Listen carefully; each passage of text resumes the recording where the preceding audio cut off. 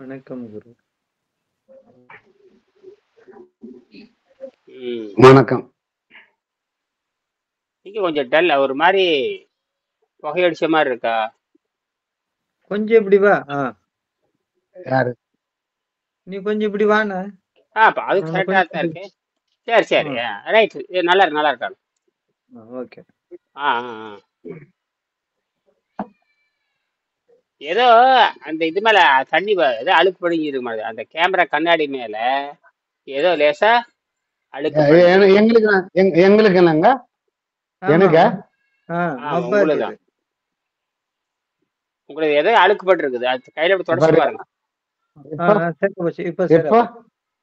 இப்ப ஓரளவுக்கு நல்லா வருது. அது ஏதோ அழுக்கு இருக்கு, வேற ஒண்ணும் இல்ல.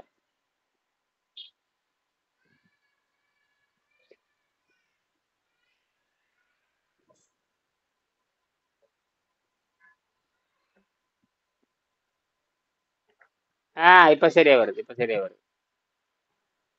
சரி. இதுல எப்பொருள் யார் யார்வை கேட்பினும் அப்பொருள் மெய்ப்பொருள் காண்பது அறிவு. இன்னொன்னு வந்து எப்பொருள் எத்தன்மை ஆயினும் எப்பொருள் எத்தன்மை ஆயினும் அப்பொருள் மெய்ப்பொருள் காண்பது. அப்பொருள் மெய்ப்பொருள் இதுல ரெண்டு அதிகாரம் அர்த்தங்க சார். இந்த எப்பொருள் எத்தன்மை ஆயினும்னா என்ன அர்த்தம்னா, ரொம்ப அது வந்து அது தலைப்பே வந்து உண்மையை கண்டுபிடித்தல்னு அர்த்தம். தலைப்பே வந்து உண்மையை உணர்தல், மெய் உணர்தல் பேரு. அது வந்து 36வது தலைப்புல எத்தன்மையாயினும் என்ன மாதிரி பேசினாலும் சரி, எவ்வளோ பெரிய ஆளா இருந்தாலும் சரி, எந்த பெரிய விஷயம், இப்ப நான் சொல்றதெல்லாம் வந்து சாதாரண விஷயம்தான். இதை விட பயங்கரமான பெரிய விஷயமா இருந்தாலும் கூட அதை வந்து ஆராய்ச்சி பண்ணி கண்டுபிடிக்க உண்மை உணர்தல், அதுதான் பெரிய விஷயங்கிறார். ரெண்டு விஷயம் எழுதுறாரு. யாரார்வை கேட்பினும் எப்பொருள் யாரார்வை கேட்பினும்ங்கிறது யார் சொல்ற சராசரி மனிதர்கள் சொல்றதெல்லாம் ஆராய்ச்சி பண்ணி கேட்கறது. இன்னொன்னு நம்ப முடியாத பிரம்மாண்டமான செய்திகள், எத்தன்மையாயினும் எந்த வடிவத்தில் இருந்தாலும் சரி அதை உண்மையை கண்டுபிடிக்கணுங்கிறார். இந்த ரெண்டுமே அடிக்கடி நான் பேசுவேன், இதான் பெரிய விஷயமே. சரி. மருத்துவ ஆய்வு நான் பார்த்தேன். பாத்தீங்களா குருவா? 6/12 என்னமோ வந்திருக்கு. 6.12 6:13 எதிர்த்து இந்த பிளட் அது எங்க போய் சேருது? 6.12 13 6.13 இன்னும் 1.5 இறங்கணும் கீழே. இன்னும் 1 இறங்கணும்.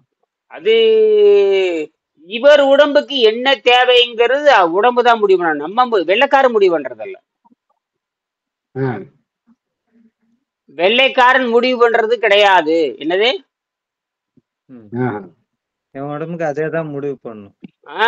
அது எவ்வளவுக்கு வருது அதுதான். அது உங்களுக்கு எந்த, அதாவது இங்க நான் அடுத்த கேள்வி, உங்களுக்கு மன ரீதியாக ஏதாவது பிரச்சனை இருக்குதான்னு கேட்கணும். அது வந்து எங்க தெரியுமா போகுது தெரியுங்களா? அது வந்து உள்ள இருக்குது பாருங்க. அந்த உள்ள அந்த மூளைக்கு கீழே ஒரு ஒரு கிளாண்ட் இருக்கு. அதுக்கு பேரு பிட்யூரிட்டி கிளாண்டுன்னு சொல்லுவாங்க. பிட்யூரிட்டி இங்கெல்லாம் இங்க இருக்கு. அப்புறம் அப்படியே பிட்யூரிட்டி, அப்புறம் வந்து உள்ள போன பீனியல். பீனியல் அது டாப் கடைசியில இருக்கிறது பீனியல், கடலை பருப்பு மாதிரி இருக்கும். அது இது வரைக்கும் இந்த மாதிரி அது சுத்தமாகறப்ப எல்லாம் சுத்தமாயிரும். அவன் கரெக்டா அங்க கொண்டு போய் நிக்கிறான். அது பிட்யூரிட்டி கிளாண்ட், அதாவது ஒழுங்காக சுரக்காத காரணத்தினால், அதாவது ரத்தம் கெட்டு போய் சுத்தமா இருக்கிற காரணம் தான் அந்த கிளாண்டு. அந்த 7 வகை நிலை இருக்கு மேல இருந்து. மேல இருக்கிறதுக்கு பேரு அது தமிழ்ல வந்து மனோன்மணி. மனோன்மணி இங்கிலீஷ்ல பேர் வச்சு விட்டா பீனியல். பீனியலை பத்தி எங்களுக்கு முழுமையா தெரியாதுன்ட்டான். என்ன அது மைண்டோட தொடர்புடையதுங்கிற, எல்லாமே மைண்டோட தொடர்புடையதுதான். சரி, நாம வந்து நம்ம உடம்ப வந்து அன்புக்காக தான் சாப்பிட்டுருக்கோம். உயிர் தக்க வைக்க வேண்டும். நம்ம உயிர் மேல அன்பு இருக்கு இல்லையா? நம்ம உயிரை நேசிக்கிறோமா இல்லையா?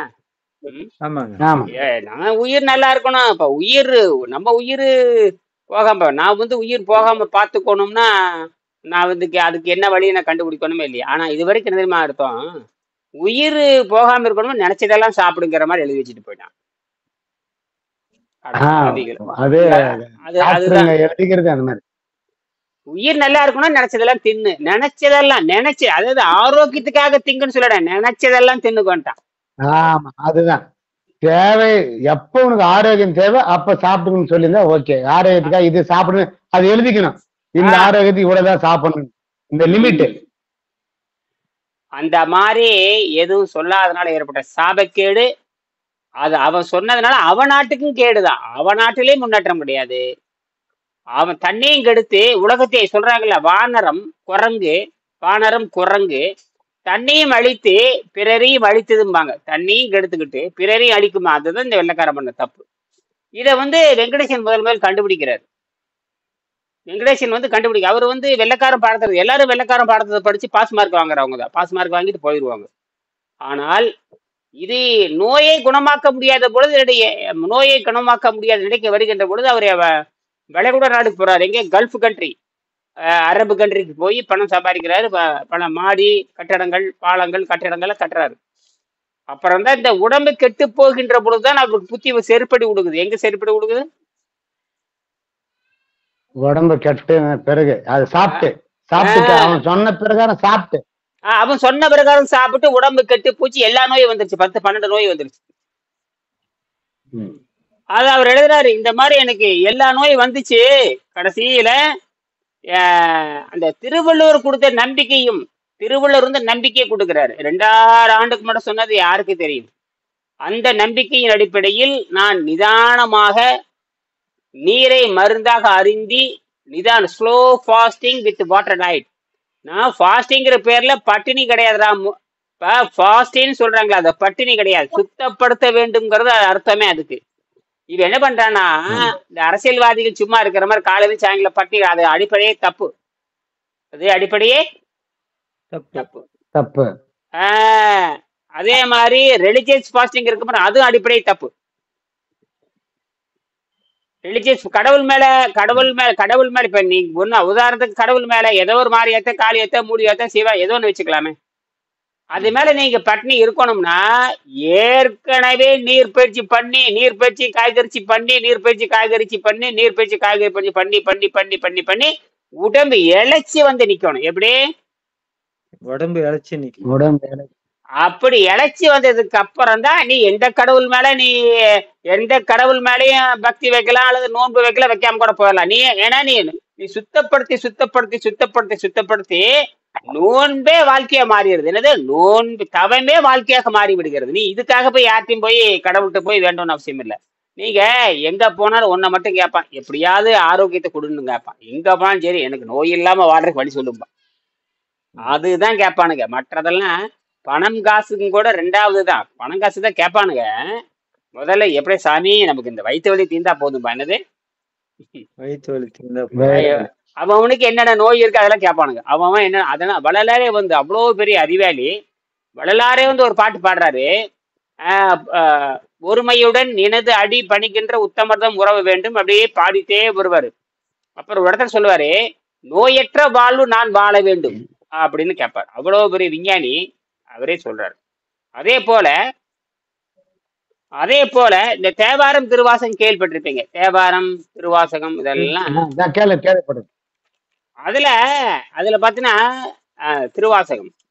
திருவாசகத்துல மணிவாசகர், திருவாசகத்துக்கு ஒரு வாசகத்துக்கு முருகார், அவ்வளோ இனிமையான பாடல். இளையராஜா கூட சில பாடல்லாம் பதிவு பண்ணார். அதுல பதிவு பண்ணி அது என்னமா பண்ணார், அதெல்லாம் இருக்கட்டும்.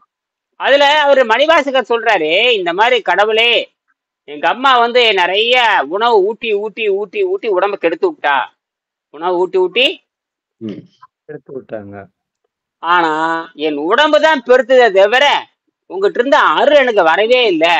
என் உடம்பு பெருத்து போச்சு. ஆகினால உன் அருளை வைத்து என் உடம்பை எப்படியாவது சுருக்கு அப்படின்னு கேட்கிறாரு. என்னது?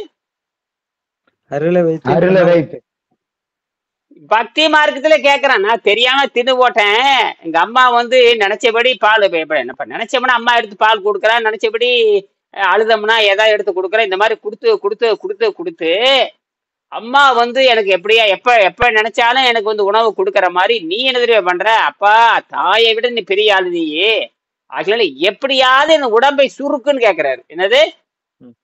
உடம்ப சுருக்கு. உடம்ப அப்படின்னா தின்னு கெட்டு போயிட்டாரு. நான் எழுதுறேன் மறைமுகம் என்ன சொல்றேன், நான் தின்னு கெட்டு போயிட்டேன்ப்பா, எனக்கு வழி தெரியல. அந்த பாடல் எழுதி வச்சிருக்கேன் பாருங்க, எப்போ எழுதி வச்சது. அது என்ன சொல்ற, அதை மட்டும் சொல்லிட்டு அடுத்ததுக்கு போறேன். இது ரொம்ப முக்கியமான பாடல். அதாவது பக்தி மார்க்கத்துல கூட உடம்பு எப்படி சுருக்குறதுன்னு தெரியல. அதுக்கு ஒரு பாடல் எழுதியிருக்கணும். இந்த மாதிரி பக்தி மார்க்கத்துல இந்த மாதிரி சாப்பிடு, இந்த மாதிரி சாப்பிட்டீங்கன்னா உடம்பு சுருங்குன்னு சொன்னா பரவாயில்ல. ஆனால் இங்க எழுதியிருக்கிறேன், இந்த மாதிரி நினைச்சபடி எங்க அம்மா பால் ஊட்டி அன்பை வளர்க்கிற மாதிரி தாயை விட நீ 1000 மடங்கு கருணை உடையவன் நீ, என் உடம்பு கெட்டு போச்சு, எப்படியாவது என் பாலை உடம்பு சுருக்கி எனக்கு உள்ளடி பேருக்குன்னு கேட்கிறாரு. அது சாமி அப்படிதான் உட்காந்துருக்குது. அதாவது பால் நினைந்து ஊட்டும் தாயினும் சால பரிந்து நீ பாவியே நுடைய, அதாவது தாயை விட அதிக அன்புடைய நீ பாவியே நுடைய, இந்த பாவியினுடைய உடம்பை எப்படியாவது சுருக்கு, பாவிங்கிற தின்னு தின்னு பெருத்து போய் பாவியா மாறிட்டேன். என்னது தின்னு சாப்பிட்டு சாப்பிட்டு நாம எப்படி நோயாளியா மாறிட்டோம். அதுதான் வேறு மாதிரி சொல்றாரு. அட பாவி அப்படிங்கிற மாதிரி, அட பாவமே உனக்கு இந்த நோயா. அப்ப என்ன அர்த்தம்னா, பாவம் பாவியனாவ நோய் வந்து சேர்ந்துருச்சுன்னு அர்த்தம், வேற ஒண்ணும் இல்லை. நோய் வந்து அட பாவமே என்ன தப்பு பண்ணாலும் இந்த நோய் வந்துருச்சு அப்படி, அட பாவமே என்ன தப்பு பண்ணாலும் இந்த நோய், புற்றுநோய் வந்துருச்சு, சக்கரை நோய் வந்துருச்சு, காமாலை வந்துருச்சு, கைகால் விளங்கா போச்சு, என்ன பாவம் செஞ்சானோ தெரியல. அப்ப பாவம்னா என்ன தெரியுமா அர்த்தம், வேற ஒண்ணும் இல்லை, நோய் வந்து நோய் வந்துட்டேன்னு அர்த்தம். அதுக்கு என்னடா அர்த்தம்னு கேட்டீங்கன்னா, அன்புக்காக தின்னு தின்னு தின்னு தின்னு தின்னு அதைத்தான் எழுதுறாரு. பாவியனுடைய ஊனினை சுருக்கி, அப்பா கருணை காட்டப்பா, இந்த பாவியோடைய உடம்பை சுருக்கி உள்ளதை பெருக்கி என்னைக்குமே மகிழ்ச்சி குறையாத அளவுக்கு ஆரோக்கியத்தை கொடுப்பான்னு கேட்கிறாரு. அதாவது என்னைக்குமே குறையக்கூடாதாமா மகிழ்ச்சி. அப்ப ஆரோக்கியம் என்கிற விஷயம் அதுதான மகிழ்ச்சி. நோயற்ற வாழ்வு நான் வாழ வேண்டும், நோயற்ற வாழ்வே குறைவற்ற செல்வம், நோயற்ற வாழ்வு வாழ வேண்டும். திருவள்ளுவர் சொல்றாரு, மிகனும் குறையினும் நோய் செய்யும் நூலோர். திருவள்ளுவர் மட்டுமே நான் நோயற்ற வாழ்வு வாழ்ந்து எங்கேயுமே கேள்வி கேட்கவே இல்லை. அவர் எங்கேயும் யார்கிட்ட பிச்சை எடுக்கவும் இல்லை. அவர் சொல்றாரு, பிச்சை எடுத்துதான் நான் வாழ வேண்டும் என்ற நிலை இருக்குமானால், பிச்சை எடுத்துதான் நான் உயிர் வாழ வேண்டும் என்ற நிலை இருக்குமானால், அந்த கடவுள் நோய் வந்து சாகட்டும்னு கடவுளுக்கு சாபம் கொடுக்கிறார். உலகத்திலேயே வந்து கடவுளுக்கு சாபம், கடவுள் வந்து நாய் மாதிரி அலைந்து திரிந்து கடவுள் நோய் வந்து சாக வேண்டும், ஏனென்றால் எனக்கு பசிங்கிற நோயை கொடுத்தே இல்ல, பசிங்கிற நோயை கொடுத்து எனக்கு பிச்சை எடுக்க வச்சுட்டு நீ ஒரு கடவுளான்னு கேட்கிறாரு திருவள்ளுவர். எவ்வளவு கடுமை எச்சரிக்கை. அப்படின்னா நம்ம பசிக்க, அது என்ன அர்த்தம்னு கேட்டீங்கன்னா, நான் பசிக்காக பிச்சை எடுத்து வாழணும்னு அவசியம் இல்லைன்னு அர்த்தம். பசிக்காக வாழ வேண்டும் என்று அவசியம் இல்லைன்னு எழுதுறாரு. இந்த வெள்ளைக்கார முண்டங்கள் பண்ண தப்புனால நீங்க நாளைக்கு எங்காவது ஒரு ஏதோ அடுத்த தடவை நீங்க மருத்துவமனைக்கு போறப்ப, எனக்கு மாவு கொழுப்பு புரதம்னு சொல்றீங்களே, யாராவது தனி மாவை 1/2 கிலோ திங்க முடியுமான்னு கேட்டு பாருங்க. எனக்கு லூசான்னு கேட்பாங்க. நீங்க மாவு கொழுப்பு புரதம்னு சொல்றீங்களே, எவனாச்சும் வர மாவு திங்க முடியுமான்னு கேட்டு பாருங்க. சரி, கொழுப்புன்னு சொல்றீங்களே, மாட்டு கொழுப்பு அப்படியே திங்க முடியுமான்னு கேட்டு பாருங்க, பதில் இருக்காது. கடல மாவு அப்படியே புரதம்னா கடல மாவுன்னு வச்சுக்கலாம். கடல மாவு பார்த்தீங்கன்னா புரோட்டீன் அதிகமா இருக்குமா, அதாவது கொண்டைக்கடலை, மொச்சக்கடலை, கொண்டைக்கடலை, இது சுண்டல் கடலை, பொரிகடலை கடலைன்னு சொல்லுவாங்க. அந்த கடலையில ஹை கசப்பா இருக்கும். நீங்க சுண்டலை வாயில போட்டு பாருங்க, அப்படியே கசப்பா இருக்கும். தண்ணீரை ஊற வச்சு சாப்பிடு. இந்த பைல்வானுங்களே சாப்பிடுவானுங்க, பஸ்கி எடுக்கிறவங்க சாப்பிடுவானுங்க சுண்டல். அது ஜீரணமே ஆகாது. என்னது அவ்வளவு கசப்பா இருக்கும், ஹை புரோட்டீன். நீ கேட்டு பாரு, அந்த கடலை மாவு அதுலதான் போண்டா சொல்றது, அதுலதான் போண்டா பஜ்ஜி. அது சாப்பிட்டீங்கன்னா ஒரே ஒரு பஜ்ஜி சாப்பிட்டா குப்புன்னு ஆயிரும். அவ்வளவு செரிமானம் பண்றதுக்கு உடம்பு அவ்வளவு நேரம் எடுத்துக்கு, அவ்வளவு கொடூர விஷம் அது. இதெல்லாம் இன்னைக்கு என்ன சொல்றானுங்க, இந்த சர்க்கரை வந்து அந்த வெள்ளை சுகர்னு சொல்ல, ஒயிட் சுகர் வெள்ளை சர்க்கரை. உலகத்திலேயே அதிகமா சர்க்கரைங்கிற நாடு இந்தியா தாங்கிறான். அதுக்கப்புறம் அமெரிக்கா தான். முதல்ல அமெரிக்கா என்னமோ சொல்றான், அப்புறம் என்ன. ஆனால் சர்க்கரை உற்பத்தியில உலகத்துல 2வது நாடு தான் இந்தியா தான். சர்க்கரை முதல் நாடு பிரேசில் அங்க அமெரிக்கா நாட்டுல. 2வது நாடு உத்தரப்பிரதேசம். தொடங்கி உத்தரப்பிரதேசத்துல பூரா சர்க்கரை தான். அப்புறம் அப்படியே வருது உத்தரப்பிரதேசம், தமிழ்நாடுல சர்க்கரை பயங்கரமா போயிட்டு இருக்கு. சர்க்கரை வந்து பாய்சன்னு சொல்றான். சர்க்கரை என்ன சொல்றான், ஒரிஜினல் பாய்சன். சர்க்கரையில எந்த விதமான நன்மை இல்லைங்கிறானுங்க. சர்க்கரையில எந்த விதமான எந்த நன்மை ஆனா அரசாங்கம் என்ன முடியும், எங்க நாட்டுல தமிழ்நாட்டுல பாத்தீங்கன்னா 25 ரூபாய்க்கு சும்மா கொடுக்குது. 2 கிலோ 50 ரூபாய்க்கு சும்மா கொடுக்குது. கடையில வாங்கினா 50 ரூபா, இங்க 2 கிலோ 50 ரூபா. அது எதுக்கு அவ்வளோ கஷ்டப்பட்டு ஃபேக்டரி வச்சு அவ்வளோ கம்மியா கொடுக்கணும்? அரசாங்கம் மானியம் கொடுக்குது. எங்களுக்கு எங்களுக்கு இலவசமா எல்லாமே கொடுக்குது. எங்களுக்கு இன்னும் சாராயம் மட்டும்தான் இலவசமா கொடுக்கல, மற்றது எல்லாமே இலவசமா கொடுக்குது. சாராயம் மட்டும்தான் இலவசமா கொடுக்கல, மத்த சாராயம் குடிச்சு செத்து போட்டுன்னு வச்சுக்க 10 லட்சம் கொடுப்பாங்க. பாருங்க, உலகத்திலே கேவலமானது சாராயம் குடி. சமீபத்துல ஒரு இடத்துல கள்ளக்குறிச்சிக்கிற இடத்துல ஒரு 10 பேர் செத்து போயிட்டாங்க. உடனே ஓடி வந்து ஆளுக்கு 10 லட்சம் கொடுக்குறாங்க. காரி துப்புனாங்க, எல்லா பத்திரிகையாளரும் காரி துப்பாங்க. சாராயம் குடிச்சு கொளுத்து போய் செத்து போயிட்டான். ஒருத்தர் போலீஸ்காரன் அடிச்சே கொண்டா, அதுக்கு 1 கோடி கொடுக்காம சாராயம் குடிச்சு செத்து போனா 10 லட்சம் கொடுக்க வேணா. இவனோட முதலமைச்சரான்னு பாருங்க, மானம் கட்டவன். அவன் துட்டு அதுல வாங்க தானுங்க, அவங்க சம்பாதம் பண்ணி கொடுத்தது தானே. இல்ல, ஏன்னா எல்லா திமுக அமைச்சருக்கு 4 சாராய ஃபேக்டரி வச்சிருக்காங்க. அப்பதான் இன்னும் நிறைய குடிப்பேன், இன்னும் வருமானம் வரும் உங்களுக்கு. அதேதான் இங்க நேரு, திருச்சி மாவட்டத்தில் நேருன்னு ஒரு அமைச்சர் இருக்கு. அந்த ஆளுக்கு 2 சாராய ஃபேக்டரி இருக்கு. காங்கிரஸ்காரன், பிஜேபி காரன், திமுக காரன், அண்ணா, எல்லாத்துக்கும் சாராய ஃபேக்டரி இருக்கு. எல்லாத்துக்குமே சாராய ஃபேக்டரி. வேற ஒண்ணு சாராய ஃபேக்டரி ஒண்ணும் இல்லைங்க. சக்கரை மொலாசிஸ் இருக்கு இல்லையா, மொலாசிஸ்ல வாங்கி என்னமோ இலவு பண்ணி கலந்து போட்டு அது உண்மையாலு சாராயம் கொடுக்கு. ஏதோ பொய் சாராயம், கெமிக்கல். உண்மையாலுமே சக்கரை சாராயம் கிடையாது, ஏதோ கெமிக்கலை போட்டு ஏமாத்தி அவனை சாகடிச்சிட்டு இருக்காங்க. உண்மையான சாராயம் கூட கிடையாது. அதை கொடுத்து ஒரு பாட்டில், அதை கொடுத்து ஒரு பாட்டில் 100 ரூபாய் 200 ரூபான்னு வித்து துட்டு வாங்கிக்கிறாங்க. அது மட்டும் இல்ல, அரசாங்கம் வந்து 100 ரூபா போட்டிருந்தா 105 ரூபாய்க்கு விற்கிறாங்க. என்னென்ன கேள்வி கேட்டு பார்த்தாங்க. போலீஸ் வந்துச்சு, அந்த சிபிஐ ரைடு வந்துச்சு, எந்த ரைடு வந்தாலும் பாட்டிலுக்கு மேல 15 ரூபா. பாட்டில் விலையை 100 ரூபா தான், அதுக்கு மேல 20 ரூபா என்னது எக்ஸ்ட்ரா. அது யாருக்கு போகுது, என்ன போகுது, எந்த கேள்வியும் கிடையாது. யாரோ வந்து முண்டி பார்த்தாங்க, ஒண்ணும் நடக்கல. இன்னைக்கு 20 ரூபா எக்ஸ்ட்ரா கொடுத்தா வாங்கிட்டு இருக்கான். அந்த கணக்கு எங்க போகுது, யாருக்கு போகுதுன்னு எல்லாம். ஒரு நாளைக்கு 1 கோடி பாட்டில் விக்குதுங்கிறான். ஒரு நாளைக்கு 1 கோடி பாட்டில். ஒரு பாட்டிலுக்கு 10 ரூபான்னு வச்சா தினம் 10 கோடி ரூபா அன்அக்கவுண்டட். கேமரா புடிச்சு போட்டாங்க, வீடியோ புடிச்சு போட்டாங்க, என்ன வீடியோ சிசிடிவி என்ன புடிச்சு போட்டாலும் ஒண்ணு பண்ண முடியல. ஒரு என்ன பண்ணி தொடங்குது. இதுதான் நாடு. சரியா? சரி, ஏன்னா நாசகாரத்துல வந்துட்டாங்க. நல்லவனுக்கு காலமே இல்லைங்க ஐயா, நல்லவனுக்கு காலம் இல்லை. நீ 10 கொலை பண்ணுங்க, அரசாங்கம் சப்போர்ட் பண்ணுது. 10 அடிச்சு கொள்ளுங்க, அரசாங்கம். ஒருத்தர் 10 பேர்த்த அடிச்சு கொள்ளுன்னு வச்சுங்க, கட்சியில சேர்ந்தீங்கன்னா வாஷ் பண்ணிடுவாங்க. அப்படி ஒயிட் வாஷ் பண்ணி எங்க நல்லா இருங்க, அவர் மேல கேஸ் எல்லாம் ஒண்ணும் கிடையாதுன்னு போய் சொல்லிடுவாங்க. இப்படித்தான். சரி, இப்போ இந்த 2வது அத்தியாயம் 29வது பாடல்ல அதை முடிச்சுக்கலாம். இதோட சொல்லி பேசி முடிச்சுக்கலாம், மற்றவங்க பேசலாம். 29 எடுத்து பாருங்க. இதனால என்ன நன்மை ஏற்படுகிறது? 29 ஒரு 4 பாயிண்ட் முக்கியமான பாயிண்ட் இருக்குது. 1, 2, 3. சரி, விண்வெளி சக்தியிலும் காற்றிலும் வாழுகின்ற முறை, உணவில்லாமல் வாழும் கலை யோக முறை என்ற என் புத்தகத்தில் படி ஒரு முறையாவது உள் சுத்தம் செய்ய வேண்டும். அதாவது கம்ப்ளீட் பண்றது. சுத்தம் செய்து முடித்து நீருணவில் சில காலமாவது வாழ்ந்தவர்கள் மட்டுமே மேற்படி வகையில் வாழ முயற்சி செய்யலாம். சுத்தமான உடலுக்கு பசி தெரியாது. சுத்தமான உடல். அப்ப நீங்க இந்த நீரை மருந்து, அதுதான் சில நேரத்துல அதிகமா போச்சுன்னா வயிறு கும்முன்னு ஆயிரும். அதிகமா போச்சுன்னா கும்முன்னு ஆயிடும். ஆமா, தண்ணி கொஞ்சம் தாய்ச்ச குடிச்சாலும் வெளியே வந்துருது, உடனே யூரின் போயிடுது. கரெக்டா குடிச்சுன்னு ஒரு குடுக்கு சாப்பிட்டாதாங்க கரெக்டா இருக்குது. அதிகமா அதிகமா குடிச்சாலும் வயிறு நம்பிக்குது, இல்ல உடனே யூரின் போயிடுது. காலையில நான் பேசுறேன், காலையில 12 மணிக்கு 12:20 பேசும்போது நான் சொன்னேன், நான் இந்த மூலிகை மோர், நீர் மோரை வந்து கடந்த 1 வாரமா சாப்பிட்டு இருக்கிறேன். உங்களுக்கு முன்னாடியே நான் சாப்பிட ஆரம்பிச்சேன். எடை போட்டு பார்த்தா ஆச்சரியமா இருக்கு. எனக்கு 4.5 கிலோ ஏறி இருக்கு. எத்தனை கிலோ? 4.5 கிலோ. 58 இருந்து 63 வந்துருச்சு.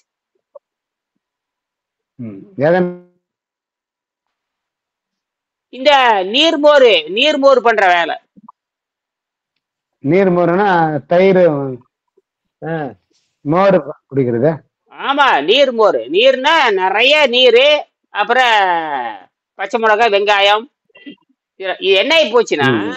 அ, எனக்கு எடை ஏறின மாதிரி தெரியல, எடை போட்டு பார்த்தா தெரியுது. ம்.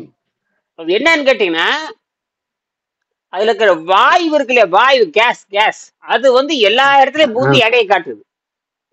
காலையில அது ஆஹா. ரவுண்டுக்கு சொன்னதை செஞ்சுட்டு ஒரு கையில ஒரு 1/4 ஸ்பூன் விட்டு சாப்பிட்டு நக்கி டேஸ்ட் பார்த்துட்டு ஆ. அதை சரி பண்ண 3 மணி நேரம் படுத்துருந்துக்கிறேன் குருவே. ஓ, பாருங்களேன். அதை நல்லா பார்த்தா 3 எடைய மணி நேரம் ம் தூங்கி ம் அந்த கேஸ் வெளியே வந்த பின்னாடி தான் எழுந்து நான் இன்னைக்கு நடமாடினேன். அந்த கேஸ் பாருங்க என்ன வேலை பண்ணுது. அந்த கேஸ் என்ன பண்ணுதுன்னு கேட்டீங்கன்னா, ஒவ்வொரு செல்லுக்குள்ளயும் பூந்து போலியா எடை காட்டுது. போலியா அப்படியே யாரு மயக்கம் சார்? பண்ணி ஜீரோ பண்ணிடுச்சு. நல்லா ம், தெம்பா இருந்தவன ஜீரோ பண்ணிடுச்சு. ம். தெம்பா இருந்தவனை வந்து கீழே உள்ள காட்டி விடுது. கீழே பாருங்க. படுக்க வச்சு சரி சரி. அப்ப அது சரியா போயிரும்னு வச்சுக்க, மாடி இப்ப நாளைக்கு அது மாடி பாட்டில் போட்டோம்னு வச்சுக்க, சர் அது 2 நாள் சைன்னு காணா போயிடும். 2 நாள் தான் சைன்னு போயிடும். ம். ஆச்சரியம் ஆச்சு. அப்புறம் வந்து என்ன ஆயிடும்னா, ஒரு கட்டத்துக்கு மேல கடைசி வரைக்கும் சுருங்கி போய் 1 வருஷம் கழிச்சு இந்த உடம்பு என்ன ஆகுனா, மெல்ல மெல்ல உடம்ப வந்து மறுபடியும் 2 கிலோ ஏத்தும், 1.5 கிலோ வரைக்கும் ஏத்தும். ம். ஆஹா. அது ஒரு ஒரு ஒரு சைனிங்கான ஒரு கலர் தோற்றம் வரும். சைனிங்கா ஒரு மாதிரி தோற்றம் வரும். ம். அது ம். மாநிறமா வரும். என்னது மாநிறமா, கருப்பும் இல்லாம சகப்பும் இல்லாம, அது ஒரு மாதிரி மாநிறம் வந்து அந்த உடம்பு தானாவே கட்டும். தேன் கூடு மாதிரி அழிச்சு தேன் கூடு எப்படி மீண்டும் மீண்டும் கட்டுற மாதிரி. அப்ப அந்த உடம்பு கெட்டுது. ஆனா ஒண்ணு, உடம்ப முதல்ல வேகமா காப்பாத்திடும். முதல்ல வேகமா காப்பாத்திட்டு கடைசி வரைக்கும் உறிஞ்சி எடுத்துட்டு காப்பாறதுக்கு அப்புறம் மெல்ல கூடு கட்டி கொஞ்சம் அங்கங்க சைனிங் கொடுக்க ஆரம்பிக்கும். இது என் அனுபவத்துல நான் பார்த்தது. ம். அப்புறம் மலை ஏறது இறங்குறதுல நான் பார்த்தது பல முறை சாப்பிட்டு பார்த்து ஏத்தி இறக்கி. பெரும்பாலும் நான் சாப்பிட்றது திரவாகாரம் தான், திட ஆகாரமே சாப்பிட மாட்டேன் பெரும்பாலுமே. ம். ம். அப்படியே வாயில போட்டாலும், ஏன்னா வாயில போட்ட உடனே அந்த ஜீரணீர் சர்ன்னு சுரக்க ஆரம்பிக்கும். இப்ப அமைதியா இருக்குது இல்ல, அமைதியா போறப்ப உடனே அது எதுக்க ஆரம்பிக்கும். அதே அமைதியா இருக்க டைன்னு சீரும் பாம்பு மாதிரி ஸ்வய் அப்படி ஒரு மாதிரி நமக்கே தெரியும். ஜிவ்வுங்க. என்னது ஜீவன் அது எங்க இருக்குதுன்னு கேட்டீங்கன்னா, உடம்பு எங்க இருக்குதுங்கிறான் அவன். என்ன எங்க வெள்ளக்காரன் மாட்டிட்டானா, இப்ப வந்து ஒரு ஒட்டுக்குடல்லாம் அறுத்து எடுத்துருவான். ஒட்டுக்குடல்லாம் அறுத்து எடுப்பான், நீட்டிட்டு இருக்குதுன்னு அறுத்து எடுப்பான், ஒரு சதமா இருந்து அறுத்து எடுத்துருவான். பசி எங்க இருக்குதுன்னே தெரியாதுங்கிறான். பசி எங்க எங்க இருக்குதுன்னு இருக்குன்னு தெரியும். மாட்டிக்கிட்டானுங்க. அதைத்தான் சித்தர்கள் கண்டுபிடிச்சாங்க. தண்ணீரை அருந்தினால் உடம்புல இருக்கிற எல்லா சிம்டம்ஸும் ஜீரோக்கு போயிடும், டாயின்னு ஜீரோக்கு போயிடும். இதை கண்டுபிடிச்சிட்டாங்க அவங்க. அதாவது பசி எங்க இருக்குன்னு தெரியலன்ட்டான். பசி எங்க இருக்குன்னு தெரியல, எந்த இடத்துல சுரக்குதுன்னு தெரியல. அது சுரந்தா மரணம், நீ அது சொல்றான். அது சுரந்ததுன்னா செல்லு டேமேஜ் ஆகுதுங்கிறான். என்ன சொல்றான்னா, பசிங்கிற ஒரு நீர் அது சுரந்தாலே நீ சாவதற்கான அடிப்படை கூறுகளை உற்பத்தி செய்துங்கிறான். சாவதற்கான அடிப்படை கூறுகள் ம். எழுதியிருக்கான். அதுக்கு வந்து வேற பேர் வைக்கிறான், ஆங்கிலத்துல வேற பேர் வைக்கிறான். அது என்ன, ஃப்ரீ ரேடிக்கல்பான், அது எலக்ட்ரான் லாஸ் ஆகுதுங்கிறான். அவன் அப்படி சாப்பிடும் பொழுது கிரீன் ஃபுட் சாப்பிட்டுக்கங்கிறான். ஏன்னு கேட்டீங்கன்னா அதுல ஒரு எலக்ட்ரான் மிஸ் இருக்கு, அது வந்து ஒரு சில்லறை 10 இருக்குது. நீ சாப்பிட்ற காய்கறியில வந்து சில்லறை எக்ஸ்ட்ரா இருக்குது, அந்த சில்லறை வந்து அது வாங்கிக்குது. ஆகினால தவறான உணவை சாப்பிடாதேங்கிறான். இப்படின்னு சொல்றான். அந்த அந்த அறிவியல் நூலை படிச்சதான் புரியுமே தவிர, இந்த அறிவியலையில வந்து சாதாரண எம்பிபிஎஸ் டாக்டரோ, எம்எஸ் டாக்டரோ, எம்டி டாக்டரோ நோயாளிகளுக்கு சொல்றதுக்கு நேரமும் இல்லை, சொல்லவும் மாட்டாங்க, தெரியாது. ஏன்னா அவங்க புது கண்டுபிடிப்பு அவங்க பாக்குறதும் இல்லை, அந்த நேரம் இல்லை. எதையுமே இந்த பள்ளிக்கூடத்துல படிக்கிறதோட முடிச்சிடுறாங்க. பள்ளிக்கூடத்துல இந்த காலேஜ்ல படிக்கிறாங்களா அதோட முடிச்சிடுறாங்க. முடிச்சிட்டு இந்த ரெப்ரசன்டேட்டிவ் வரான் பாருங்க, மருந்து கொண்டு வரான் பாருங்க, அவன் சொல்றதை கேட்டுக்கிட்டே இருப்பான். அவன் சொல்றத மட்டும் கேட்டுன்னு கஸ்டமருக்கு அதை ரிஃபர் பண்ணி கொடுத்துட்றான். ரெஃபரன்ஸ் பண்ணி அதை மட்டும் கொடுத்துட்டு போயிடும். தங்க காசு, வெள்ளி காசு, பணம், இதெல்லாம் அந்த கிஃப்ட் எல்லாம் வாங்கிட்டு போட்டுருவான். சரி, நான் திருப்பி வர்றேன். ஆக இந்த முறையில் உணவு பாதை அல்மெட்ரிட்டினால் மனித உடலில் வாய் முதல் பெருங்குடல் இறுதி வரை உள்ள உணவு குழாய் மிகவும் சுத்தமாக வைக்கப்படுவதால் அது விண்வெளி சக்தியை கிரகித்து மனித உடலுக்கு சக்தி அளிக்கிறது. பரிணாம சித்தாந்தத்தின்படி மனித உடலுக்கு மட்டுமே இது பொருந்தும். யாருக்கு மருந்து? மனித உடலுக்கு மட்டுமே. எவ்வளவு பெரிய விஷயம் பாருங்க. அப்ப குழந்தைகளுக்கு பொருந்தாதுன்னு அர்த்தம். மனிதன்னா 16 வயசு 12 மனதால் ஆனவன் அர்த்தம். மனதை படி சிந்திச்சு ஒட்டுக்கா சேர்றது. அதாவது இப்ப நாம பேசுறது 3வது மனம். நாம பேசுறது எத்தனாவது மனம்? 3வது மனம். இதுக்கு பேரு கூட்டு மனம். பேரு கூட்டு மனம். கூட்டா சேர்ந்து சேருது. நானும் இழைச்சிருக்கணும், நீங்களும் இழைச்சிருக்கணும், சொல்றவன்ல இழைச்சிட்டே வரணும். சொல்றத கேட்கணும். சொல்றதை கேட்கணும்னு சொல்றதுனாலதான் நம்மகிட்ட யாரும் வர்றதில்ல. புரியுதுங்களா? ஆர்வக்கூடல வந்தவங்கள ஓடியே போயிடுவாங்க. 2 நாள்ல 3 நாள், அதிகபட்சம் 1 வாரத்துக்கு மேல நான் துரத்தி விட்டுருவேன். சொல்றதை கேட்கல, எஸ்கேப் ஆயிரு, ஓடி போயிடுவா, வர போயிடுவானுங்க. ஏன்னா நமக்கு வெற்றி நிச்சயமே தவிர ஆள் நிச்சயம் கிடையாது. வெறும் 100 பேர்த்த ஓட்டி என்ன பண்ண போறோம்?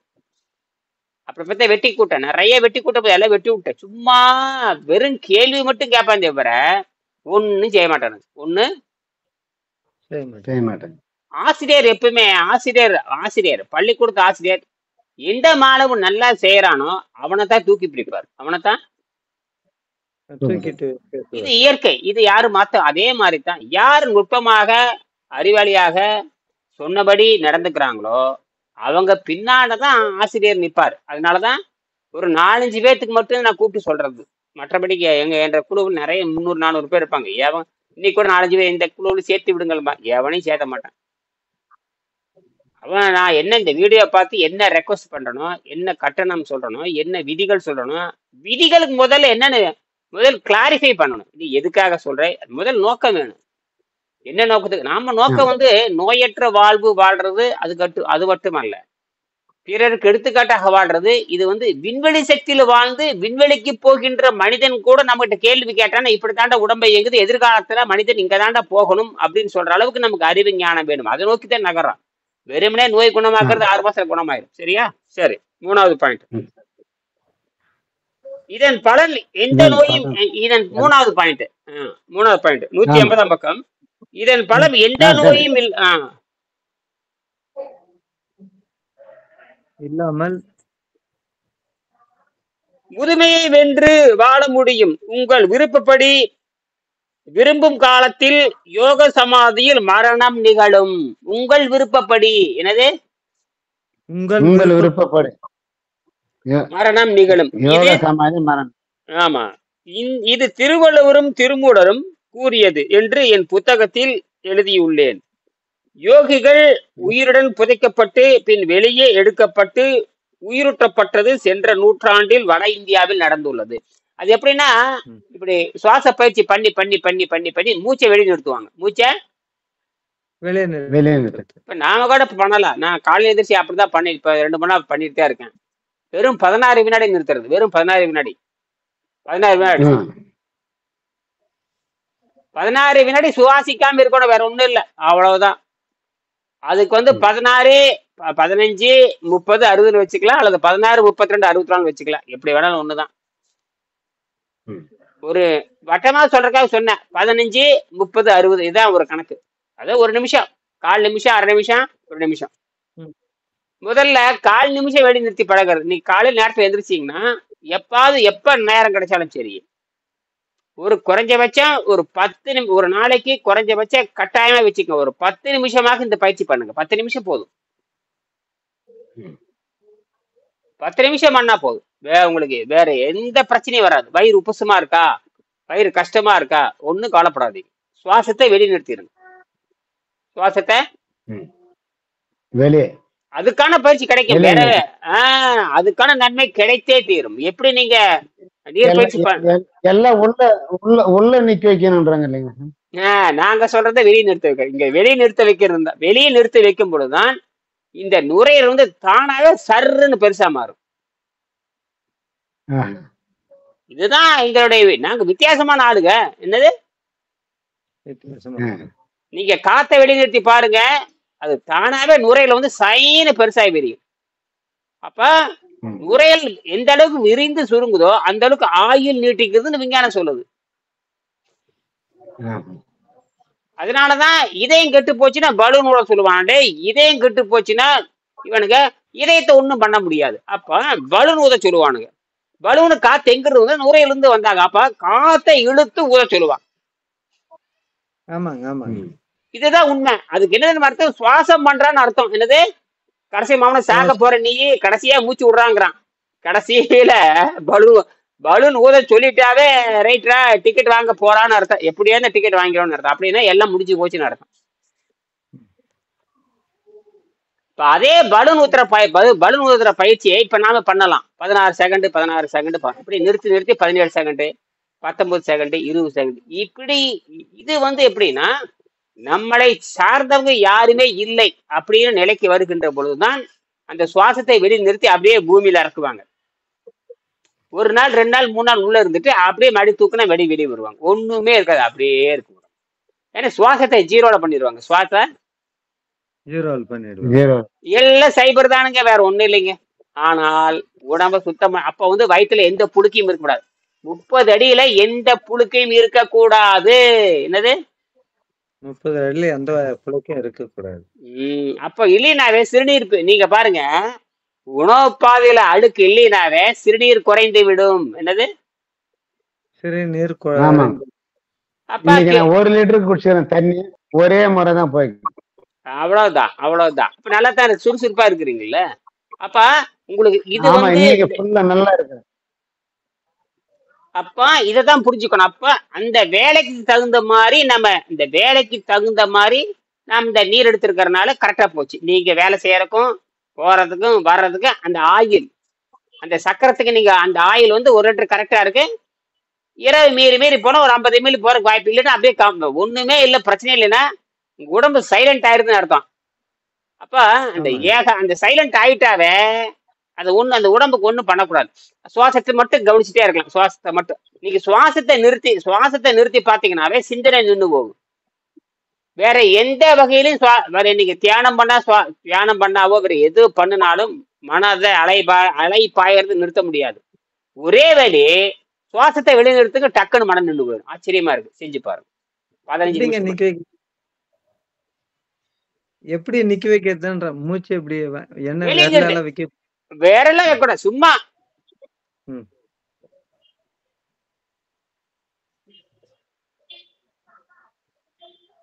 இவ்வளவுதான். நான் சும்மா ஒரு 5 நிமிஷம் 5 வினாடி நிறுத்திருக்கேன். நீங்க 15 வினாடி நிறுத்தணும். 15 வினாடிய சுவாசிக்க கூடாது. என்னது? உள்ள இழுக்க கூடாது. உள்ள போக கூடாது. உள்ள இழுக்க கூடாது. அவ்வளவுதான். உள்ள இழுக்காம இருக்கணும் 15 வினாடி.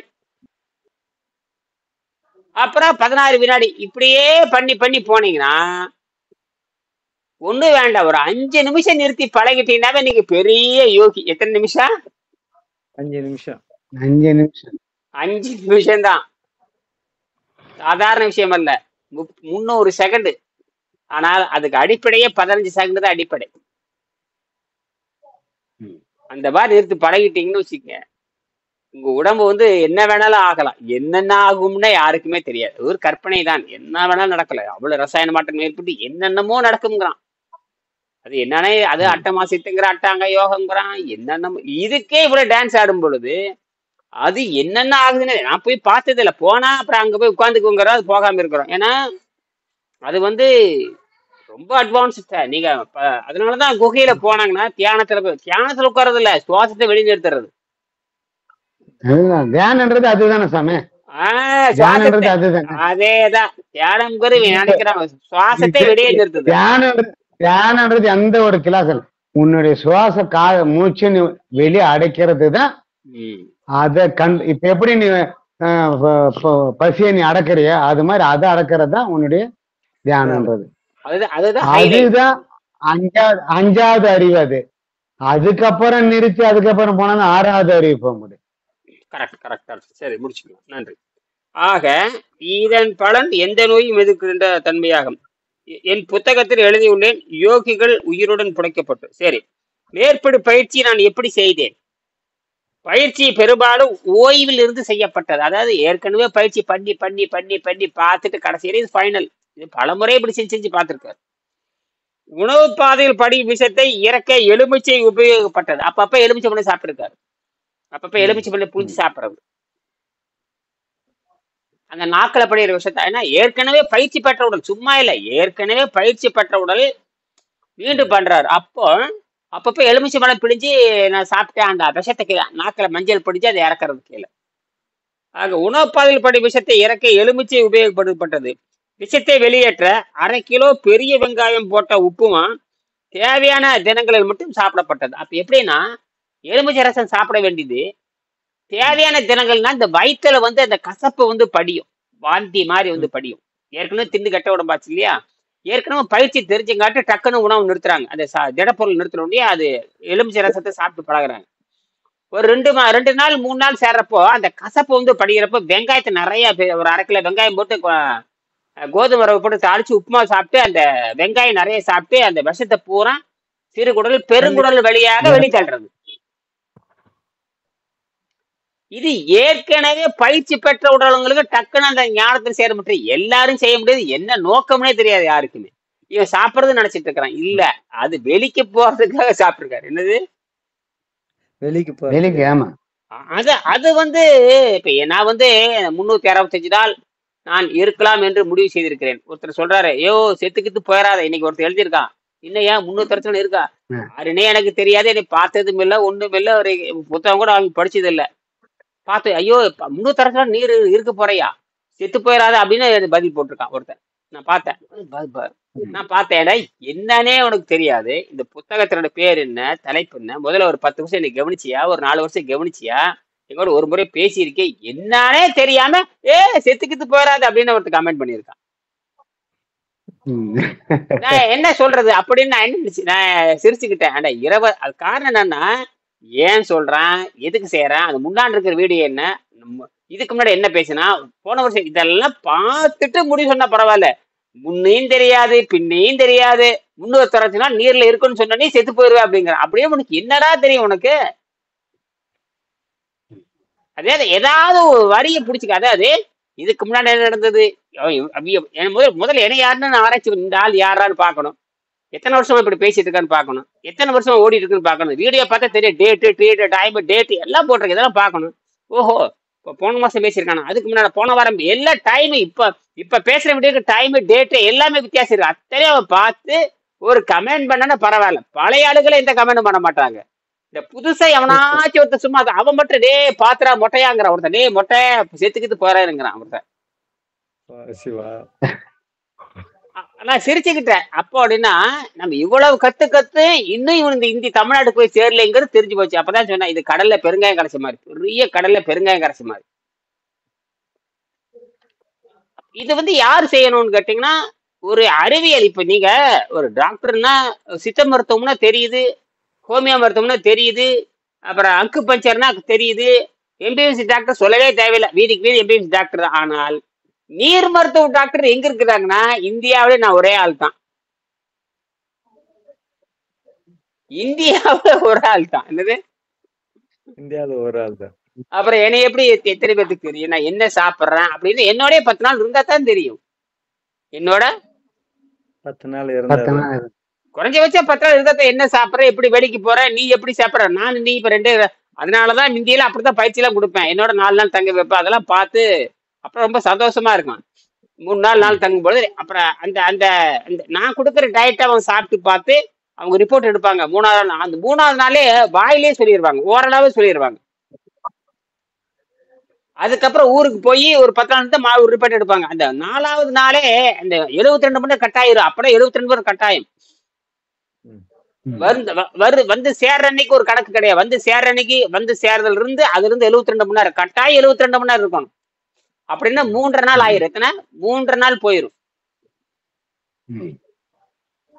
அப்படிதான் வச்சிருந்தேன். சரியா, நான் முடிச்சுக்கிறேன். ஆகியனால பயிற்சி பெரும்பாலும் ஓய்விருந்து செய்யப்பட்டது. உணவு பாதையில் வடியும் விஷத்தை இறக்க எலுமிச்சை உபயோகப்படுத்தப்பட்டது. விஷத்தை வெளியேற்ற 1/2 கிலோ பெரிய வெங்காயம் போட்ட உப்புமா தேவையான தினங்கள் மட்டும் செய்து உண்ணப்பட்டது. அப்படியே செய்ய செய்ய செய்ய செய்ய செய்ய என்று எடை வந்து ஒரு குறிப்பிட்ட தேதியில போட்டிருக்காரு பாருங்க. 3/5/2005 என்னுடைய எடை 74 கிலோல இருந்து 62 கிலோ எடைக்கு திரும்பி விட்டது. பழைய எடைக்கு போயிடுச்சு. என்ன எடைக்கு போயிடுச்சு? பழைய எடைக்கு. இதை பத்தி விரிவா மறுபடியும் நாளைக்கு பேசுவோம். சரிங்களா? இன்னைக்கு என்ன பண்ணீங்க அதை மட்டும் சொல்லி முடிங்க. நேரமாச்சு, மறுபடியும் காலையில பேசுவோம். சரியா? தண்ணீர் தான் இருக்கிறேன். எடை எப்படி நல்லா மூஞ்சி கொஞ்சம் ஓரளவுக்கு நிறம் மாறி இருக்கு. உங்களுக்கு நல்லா தெரியுது. உங்களுக்கு லேசா அந்த நிறமெல்லாம் மாறி இருக்கு. லேசா அந்த கருப்பெல்லாம் போயிரும். இந்த கருப்பு இங்க நிறம் மாறுறப்ப காலு நிறம் மாறும் பாருங்க. இங்க நிறம் மாறுறப்போ எல்லா பக்கம் இந்த கருப்பு கண்டு விழுந்துரும். கோலை இன்னும் தண்ணியில போட போட என்ன கோலை தலையில இருக்குதான் இறங்கி ஒரு முத்துக்கொட்டை அளவுக்கு ஒரு நாளைக்கு 2 முறை 3 முறைனா வருது. ஒரு கொட்டை சைஸ் காணாச்சு. அது சாதாரண விஷயம். அது ஆழகால விஷயம். அத்தனை சளி நாம சாப்பிட்டதெல்லாம் அவ்வளவு சளி உள்ள இருக்கு. அதுதான் அடிப்படை சொல்லுவாரு. சளியும் நச்சுத்தன்மையும் தான் இந்த அடிப்படை காரணம். சளியும் நச்சுத்தன்மையால் இந்த உடம்பு தடைபட்டு இருக்கிறது. அதாவது விட்டல் பவர், தடை. விட்டல்ல ஆற்றல் வந்து இப்போ வேகமா மாறுது. வேகத்தை வந்து இந்த சளி தடை செய்யுது. வேகத்தை வந்து சரி, சக்தி எங்க இருந்து வருது? நைட்ரஜன் புரோட்டீனா மாறுது. அந்த ஆற்றலா மாறுது. இந்த மிஷினை ஓடுறப்போ கறி வந்து கட்டிக்குது. அங்கங்க கறி வந்து கட்டுறனா புகை வெடி புகை இஞ்சி டப்புன்னு நின்று போயிடும். இப்போ நீங்க சாப்பிட்டதை அப்படியே சரி அது ஒரு நாளெல்லாம் இருந்து 1 நாள் 2 நாள் 3 நாள் 4 நாள் போடும் பொழுது இந்த இனிவா கொடுத்து பாத்தீங்கன்னா அப்படியே நொங்கு நொங்கா வெளியே வரும். அதெல்லாம் கம்மி ஆயிடுச்சு.